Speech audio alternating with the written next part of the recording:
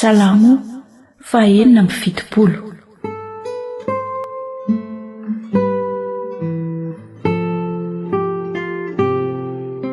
Fidirana an'Andriamanitra no nisehon'ny fitsarany marina.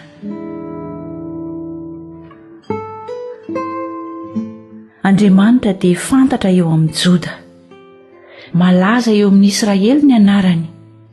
Naorina eo Salema ny trano lainy, ary anyziona ny fonenany. Teo no nanapatapahany zana-tspika manelatra sy ny apinga sy ny sabatra ary ny fiadiana. Mamirapiratra ianao sady be voninahitra miseho avy any an-tendrombohitra fitohana. Voababo no mahery fo, reniko ny torimasony izy, ary samy ankona tsy nahetsika ny tanany avokoa ny olo mahery rehetra. Noho ny teny mafy nataonao ry Andriamanitra Jakobo, dia sondriantory ny kalesy sy ny soavaly. Ianao no mahatahotra, ka iza no mahajanona eo anatrehanao rehefa miseho ny fahatezeranao? Avy any an-danitra no nampandrenesanao fitsarana, raiky tahotra ny tany kasiana.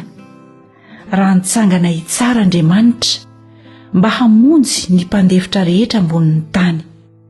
Fa ny fahatezeran'ny olona hideranao tokoa, ny fahatezerana sisa dia isikinanao. Mivoadia ka efao ny voadinareo amin'i Jehovah Andriamanitra reo. Aoka izay rehetra manodidina azy hitondra fanatitra ho an'izay mahatahotra. Manapaka ny reharehan'ny lehibe izy, sady tahotry ny mpanjaka ny tany.